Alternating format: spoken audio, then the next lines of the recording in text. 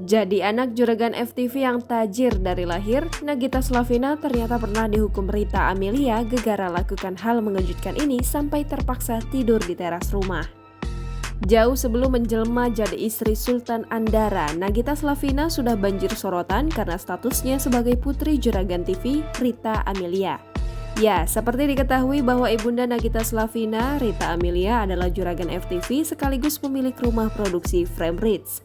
Tak mengherankan apabila Nagita Slavina kerap dicap tajir dari lahir lantaran putri juragan FTV. Pasalnya, penampilan wanita berjuluk Gigi ini sudah berbalut barang-barang branded bahkan sejak remaja. Kendati demikian, tak banyak yang tahu kehidupan di balik layar Gigi kala remaja. Kala tampil di YouTube Rans Entertainment pada 17 Februari 2019, ibunda Nagita Slavina, Rita Amelia mengungkap tentang masa remaja putrinya. Salah satu yang diceritakan adalah kenakalan yang pernah dilakukannya saat sebelum menikah. Kala itu, istri Raffi Ahmad tersebut rupanya pernah ketahuan bohong. Mendengar cerita sang ibunda, Nagita Slavina tertawa mengenang kembali masa remajanya itu. Rita Amelia kemudian kembali menceritakan kenakalan lain yang pernah dilakukan oleh artis 33 tahun itu.